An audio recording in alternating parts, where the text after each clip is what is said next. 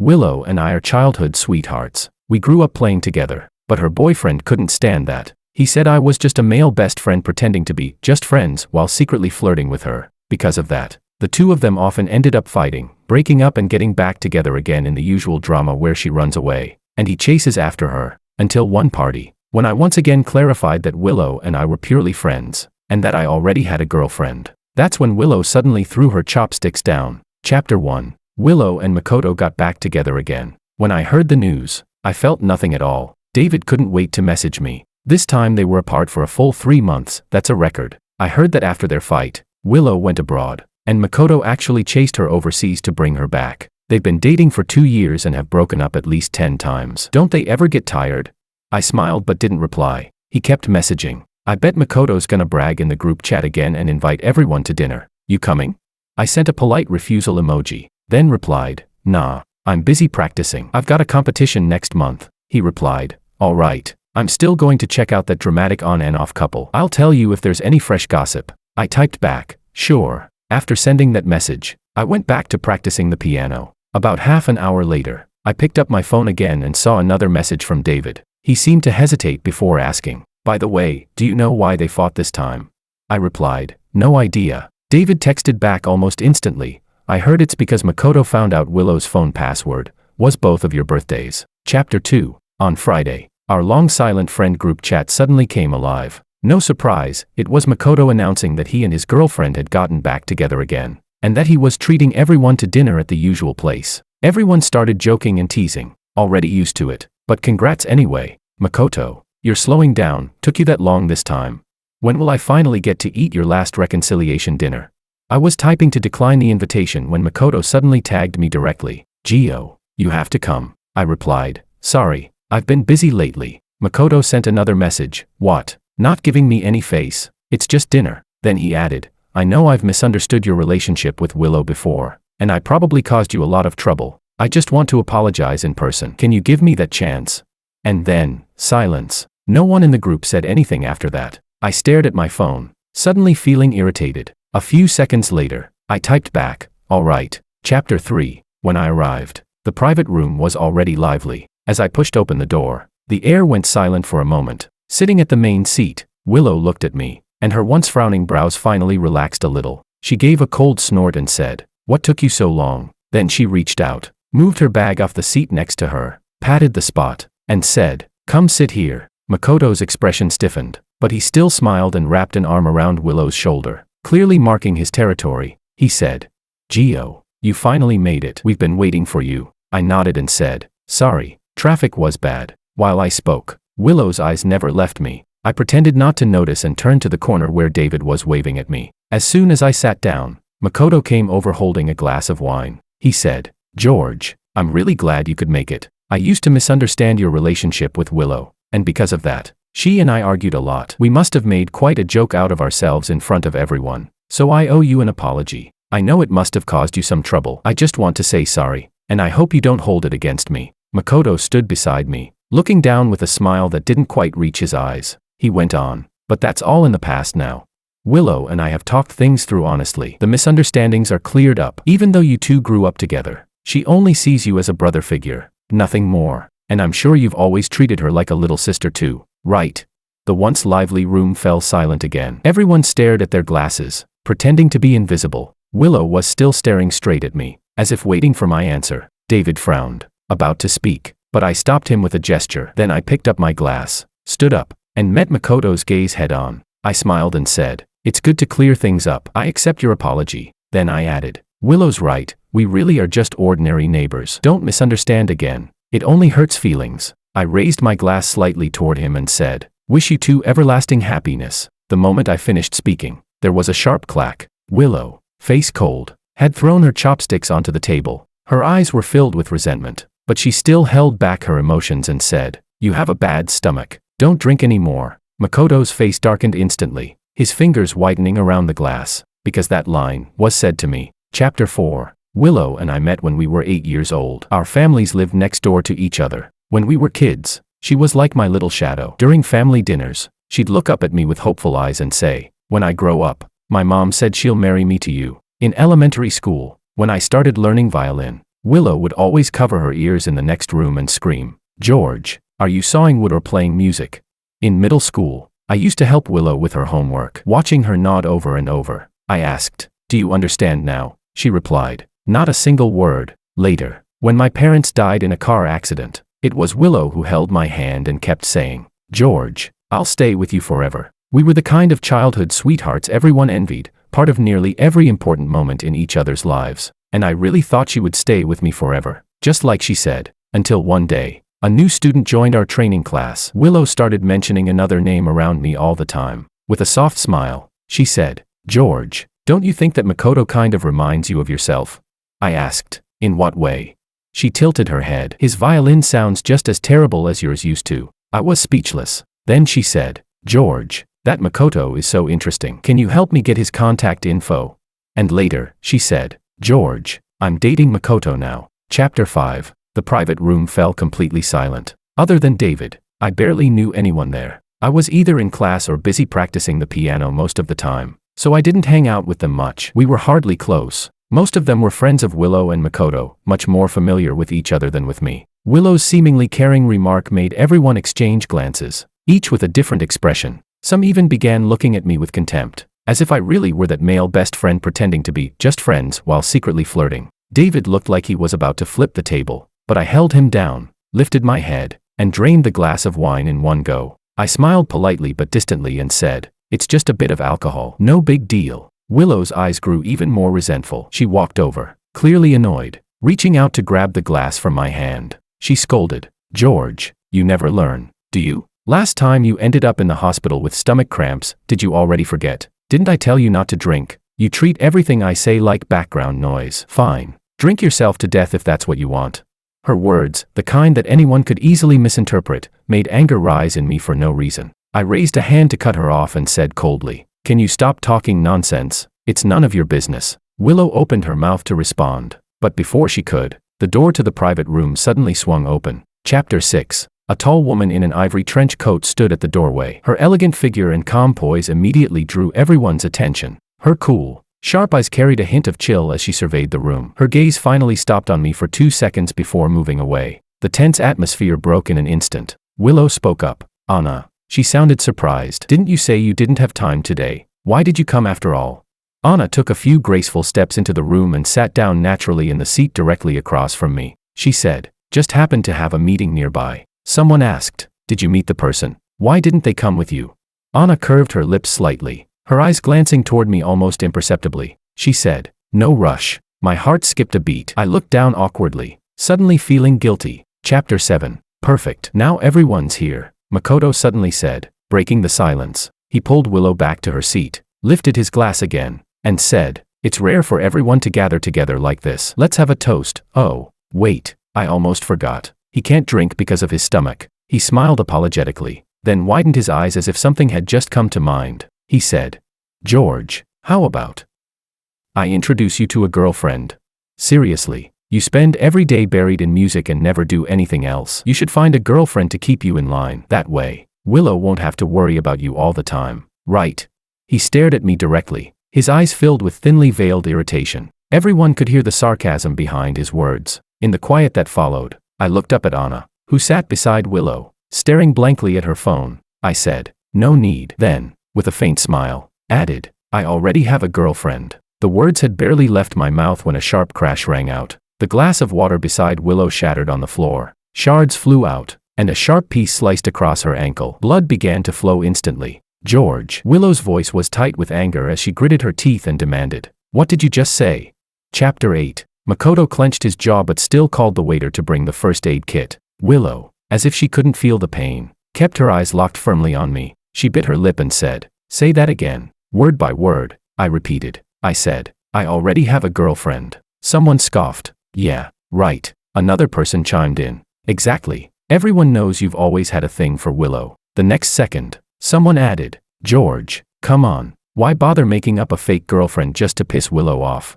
People exchanged knowing looks, as if everything suddenly made sense. Willow's defiant expression softened slightly. She gave a short laugh, rolled her eyes, and said, "Childish. Seriously, as if I'd get mad over something like that." I rubbed my forehead helplessly, pinched the bridge of my nose, and said, believe it or not. But by finishing this drink tonight, I'm saying that all the past misunderstandings are over. From now on, I don't want to hear about any more breakups or fights caused by rumors involving me. I said firmly, I don't want to be, and I'm not interested in being, part of your little drama play. When I finished, I stood up to leave. As I reached the door, something crossed my mind, and I stopped. Turning back, I said, Anna, I've been drinking. Could you drive me home tonight?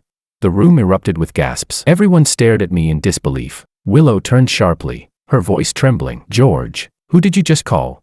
The woman sitting next to her smiled, slowly stood up, and walked toward me. With a soft grin, she said, it's no trouble. Willow tried to follow, but Makoto grabbed her arm. Her voice shook as she said, George, don't you dare walk away. I didn't look back. I turned and left the private room. Chapter 9. The car felt a little warm. I sat silently in the passenger seat, unsure what to say. My phone kept vibrating. It was Willow, calling over and over. Annoyed, I switched it to silent mode. Anna leaned slightly toward me, narrowing her eyes as she studied my face. She was close enough for the faint scent of citrus to brush past my nose. After a moment, she spoke, her soft voice carrying a hint of reproach. How many drinks did you have today? I instantly realized what she meant and shook my head. Not much, just 2 small glasses, nothing serious. She nodded and started the car. The cool night breeze slipped through the window, brushing away the heat on my face. Chapter 10. The first time I heard the name Anna, I imagined someone gentle and delicate, the kind of person whose presence felt soft.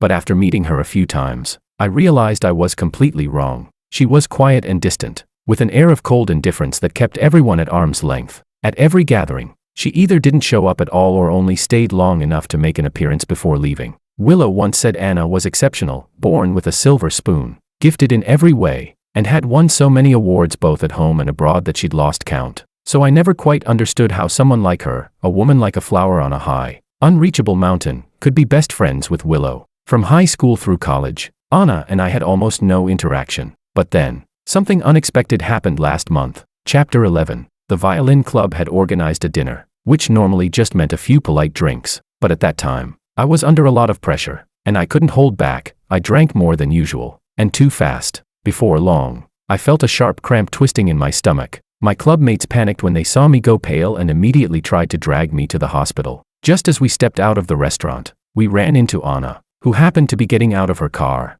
Without a word, she came over and helped me into her car. To be honest, the stomach cramps didn't last long that night. They eased up pretty quickly. What really made it a disaster was that, out of nowhere, I got drunk and started acting out. I grabbed Anna's face and kissed her 3 times, hard, and after that, I even smacked my lips and muttered, tastes pretty good. The worst part was that when I sobered up, I remembered every second of it. I nearly got down on my knees to apologize to Anna, swearing I'd make it up to her somehow. Anna looked at me with a faint smile in her eyes and asked, how are you going to make it up to me? My brain completely froze, and I blurted out, then, maybe you can kiss me 3 times too. She replied, you wish. Since she wouldn't accept that kind of equal compensation, it probably meant I owed her money. But my finances were tight at the time, so I said, can you give me a little time to think about it?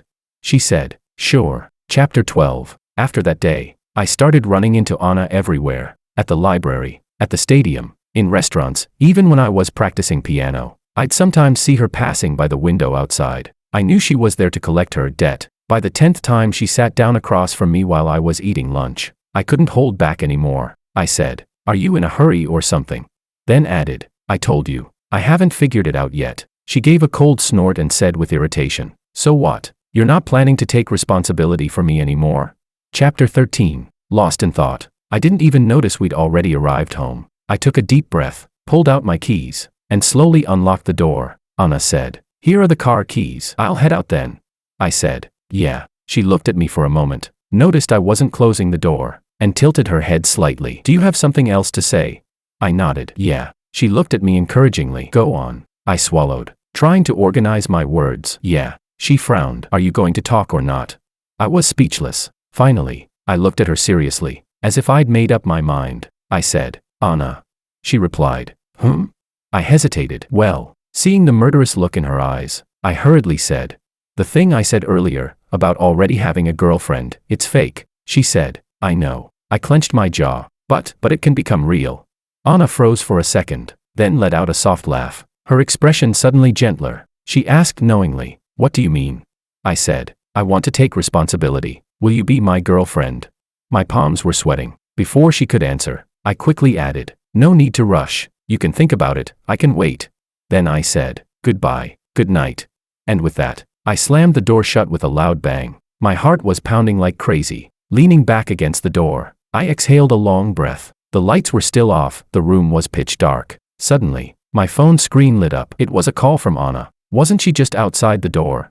Confused, I still answered. Her voice was low, slightly hoarse, like she was holding something back. She said, "Open the door. I want to kiss you, right now." Chapter 14. The moment I opened the door, Anna threw herself straight into my arms and, in the process, closed it behind us. A second later, she wrapped her arms around my neck, stood on tiptoe, and kissed me. The kiss came with such force and urgency that, in an instant, it wiped every trace of reason from my head. I caught her by the wrists and gently pushed her against the door, responding with the same intensity. My mind was in complete chaos. I didn't even understand how we had gotten to that point, but something inside me seemed to awaken, and a surge of desire and possession coursed through my body. I deepened the kiss clumsily, devouring the little air left between us. Anna pressed her hands against my shoulders, trying to catch her breath. "Go, George," she murmured between gasps. It was then that, without realizing my strength, my teeth grazed her lips, and I heard her let out a faint whimper of pain.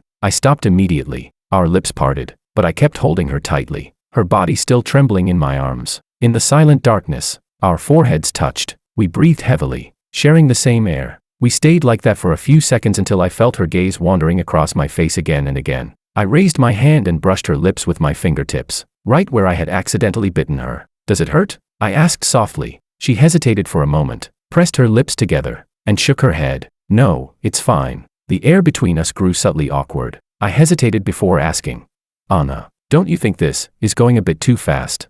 She was silent for a few seconds, then finally nodded with a faint murmur. "Yes, a little." Then, I began to say, in my head, I imagined she would say goodbye gracefully, and everything would naturally move toward the starting of a relationship. But instead, Anna leaned in again and whispered beside my ear, "I've rested." "Ah," I managed to stammer. The citrus scent of her perfume surrounded me as she leaned toward me again. Her voice trembled slightly, still charged with restrained desire. "Then, let's continue." And before I could respond, her lips found mine again. She was so polite, she even warned me before continuing. This time, the kiss was different, softer, without the urgency or domination from before, just tenderness and care. One of my hands held her by the waist, the other caressed her face. The light kisses deepened gradually, intertwining in a slow, silent dance. Anna closed her eyes and clung to my shoulders. We let impulse and emotion slowly envelop us. The screen of my phone kept lighting up again and again, calls and messages from Willow, non-stop. Ignoring them, I played with the tip of Anna's tongue, nibbling gently, then lifted her in my arms and carried her to the sofa under the moonlight. During that endless kiss, I realized that, in a way, Anna truly lived up to her name, delicate, fragile, almost impossible to resist. Her body sank into the sofa, and she looked at me with eyes that shimmered like silk. But just when we were about to cross a line, she placed her hand on my chest and, taking advantage of the pause to breathe, pulled away slightly. "George, stop," she whispered. I froze, surprised, realizing I might have gone too far. Before I could apologize, she, nervous at my silence, murmured uncertainly, "Don't hate me, please." I looked at her, puzzled. I never would have imagined that a woman like Anna, so cold, so distant, could show such genuine vulnerability. She lowered her gaze and said, "I'm just tired and I'm not ready yet," I replied. "I don't hate you." I lowered my voice, slightly ashamed. I was the one who crossed the line. Anna smiled faintly. She rested her forehead against my neck, and her warm breath brushed my skin. She asked quietly, "What are you going to do tomorrow?" I thought for a moment and answered, "In the morning, I'll practice piano. In the afternoon, work on my thesis." She said, "Then, can we see each other?" "Of course," I replied. "Shall we have a meal together?" "Lunch?" I asked. She smiled. "All 3 meals." I let out a soft laugh. "All right." Chapter 15. The next morning, as soon as I arrived at the practice classroom building, I saw Willow sitting in front of the door. She was wearing the same dress from the night before. Her face looked pale and exhausted, with dark circles so deep it seemed she hadn't slept at all. The moment she saw me, she jumped to her feet. "George," she exclaimed, "I've been calling you all night. Why didn't you answer?" I brushed her hand away when she tried to grab me. "Sorry," I replied calmly. "I didn't check my phone last night." Willow's eyes filled with tears, and her voice trembled as if she were about to cry. "You didn't check your phone? Then what were you doing? Why did you leave with Anna last night? Since when do you know her? And why did you move without telling me? I went to look for you, and your neighbors said you'd already moved out. What does that mean, George? Her barrage of questions began to irritate me. What does that have to do with you? I asked, frowning. How can it not have anything to do with me? She shot back, her voice breaking. She bit her lip and said, George, are you doing all this just to upset me? Are you crazy? I replied, completely baffled. Willow raised her voice. George, after all these years, who knows you better than I do?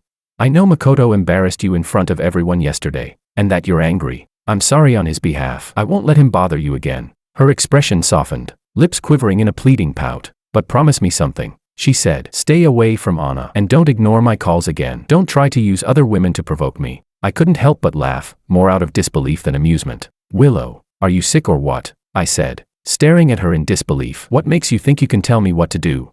What exactly are we? Neighbors? Friends? Or the little girl who used to follow me everywhere? I added impatiently. You have no right to tell me how to live. Willow frowned. George, we grew up together, after all these years. How can you say that?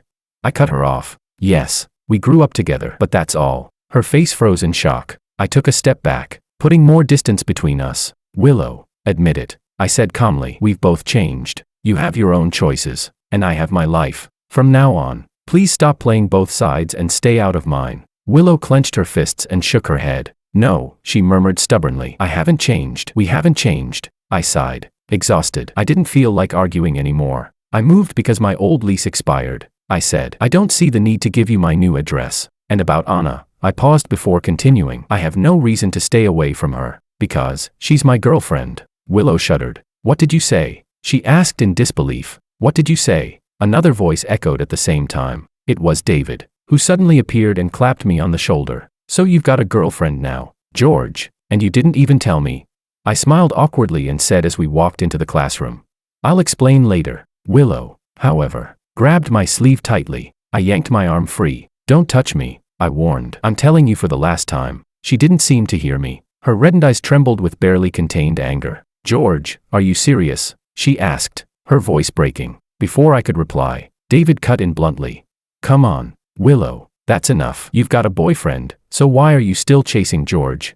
You argued with Makoto yesterday and vanished all night. He's been looking for you for hours, thinking you left the country again. Do him a favor and let him know you're still here, or the poor guy's going to chase you to the ends of the earth. And with that, David and I walked into the practice classroom without looking back. Chapter 16. I explained everything to David from start to finish. After listening, he let out a long sigh of relief. He said, well, that's a relief. For a while, I really thought you still couldn't get over that trashy girl, Willow. I shook my head and smiled, feeling completely at ease. I got over her a long time ago. David continued. No wonder you suddenly left with Anna last night. Everyone was stunned. I frowned slightly. Was it really that surprising?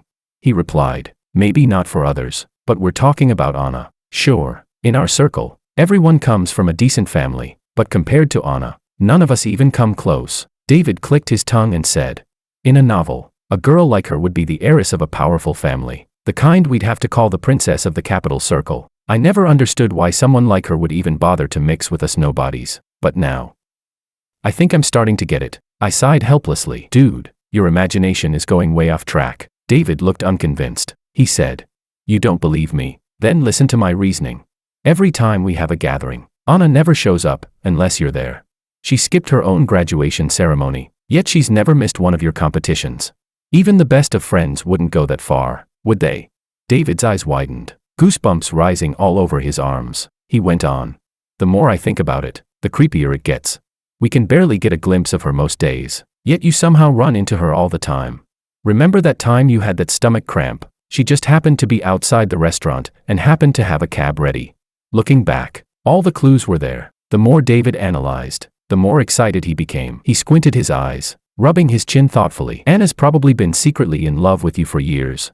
I was so stunned I couldn't speak for a long moment. Finally, I said flatly, come on, man, don't be ridiculous. Anna, secretly in love with me? That's absurd. It's all just coincidence. He waved dismissively. There's no such thing as that many coincidences in the world. For some reason, his words made me think of last night. A small flicker of doubt stirred in my chest. But she doesn't seem like the type to have a secret crush, I said quietly. David shook his head and replied with mock gravity. Never judge a book by its cover. My friend, still waters run deep. Ever heard of Contrast? Of a Yandere? You're too young, you'll regret it when she locks you in her basement and drains you dry. Ah, my poor son. Doomed already.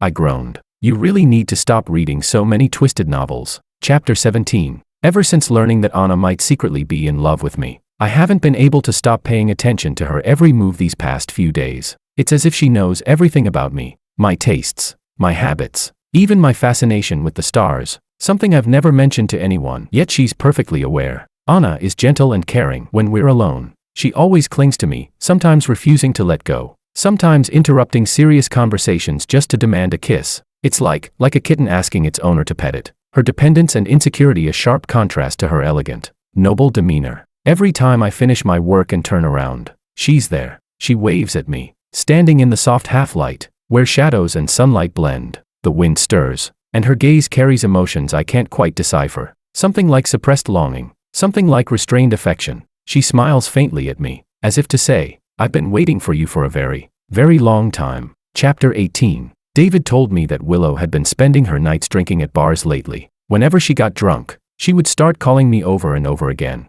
On the other end of the line, she always seemed lost in memories, talking endlessly about the past. She'd bring up the rose garden we used to pass by after school. She'd talk about how we once spent our pocket money to buy canned food for the stray kitten at the school gate. And she'd even mention the time she cried after being scolded by a teacher, and how I, trying to defend her, secretly put chili powder in that teacher's thermos. I listened half asleep, barely able to keep my eyes open. Meanwhile, Anna was cleaning my ears and gently took my phone from me. She said, "He's asleep. I'll talk with you instead." Willow fell silent. Then she hung up. But she didn't stop. She kept sending me messages relentlessly. She asked why I was with Anna, claimed I didn't really know her, told me to break up with her. I finally lost my patience and blocked her on every platform. Things were quiet for a few days, until Aunt Lou called me. Aunt Lou is Willow's mother. After my parents died in a car accident, she had treated me with genuine kindness, almost like I was her own son. Over the phone, she said Willow hadn't been in a good emotional state lately, and asked if she might be having problems with her boyfriend.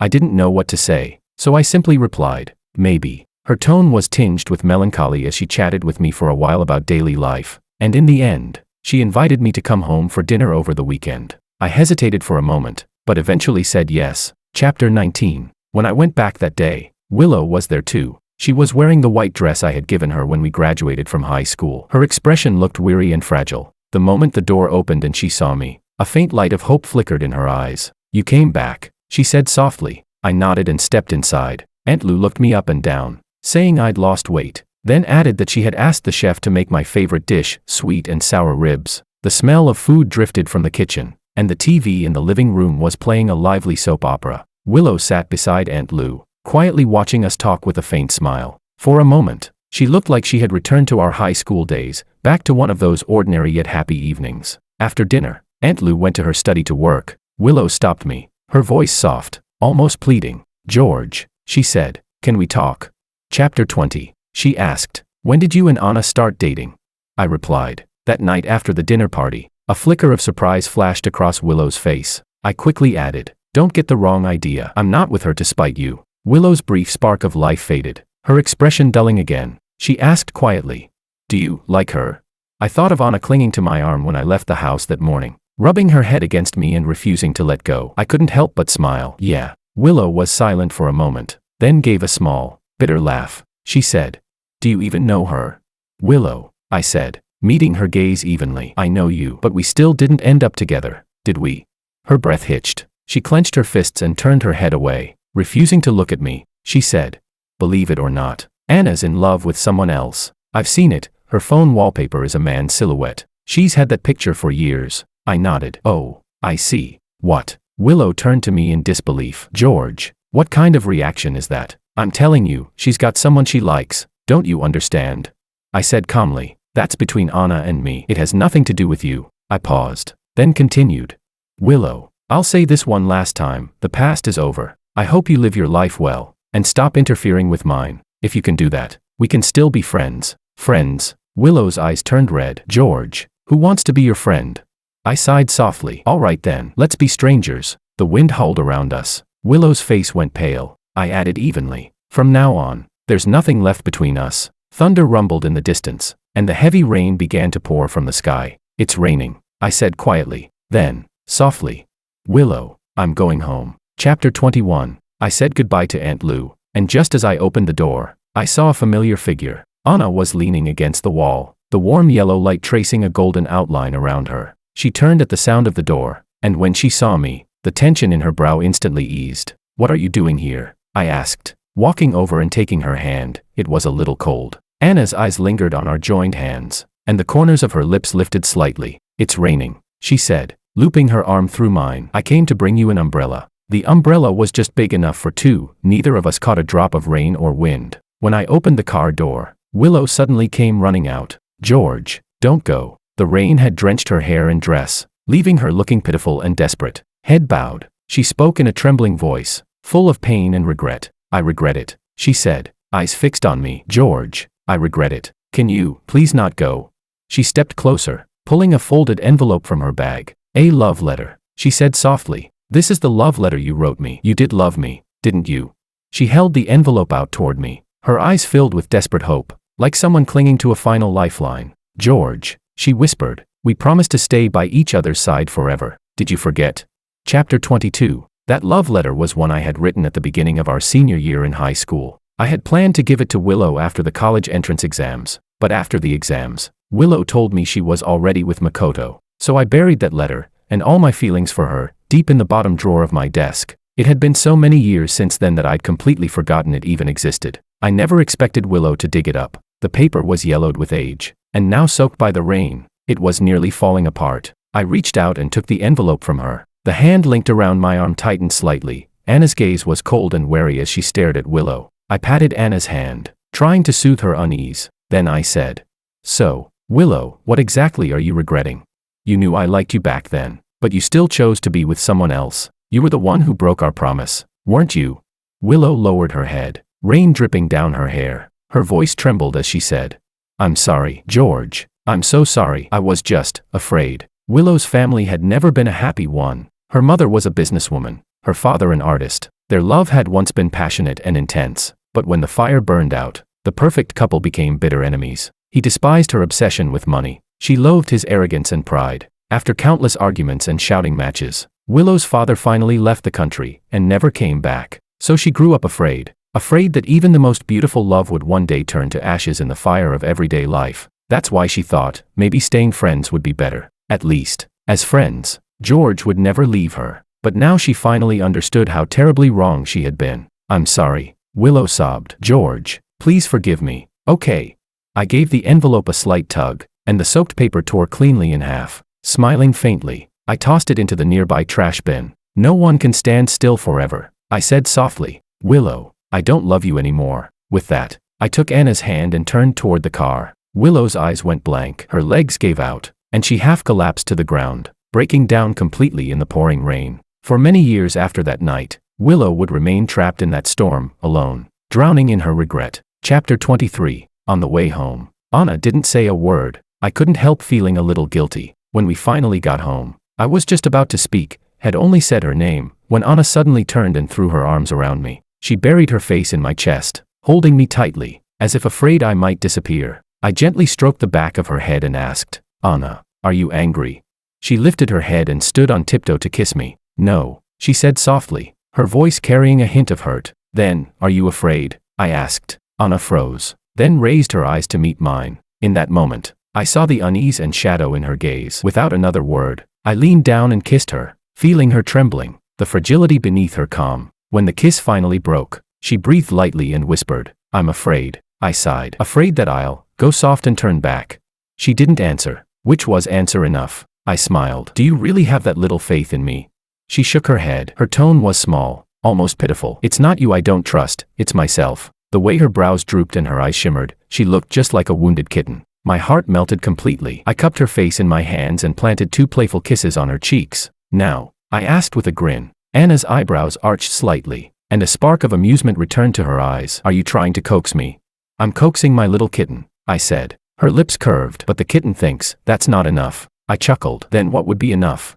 Her gaze softened, liquid with tenderness. She said, say you love me. Anna rested her arms on my shoulders, straddling my lap. Say it, husband. She whispered, say you love me. Looking into her eyes, I said clearly, one word at a time, Anna, I love you. She smiled and whispered back, George, I love you too. Her last words dissolved into a deep, burning kiss. Chapter 24. We stumbled from the doorway to the couch, locked in each other's arms, lost in the heat of our kisses. A sudden thought struck me like lightning. Let me borrow your phone for a second, I said. Anna, without hesitation, pulled out her phone and placed it in my hand. Her eyes were soft, half-lidded and full of lingering desire. She clearly wasn't ready to stop. The password's your birthday, she murmured. I unlocked the phone, and in the next instant, froze. The wallpaper was a picture of me. More precisely, a photo of me from my second year of high school. That day, I had won my first ever gold medal in a music competition. It was only a small inter-school event,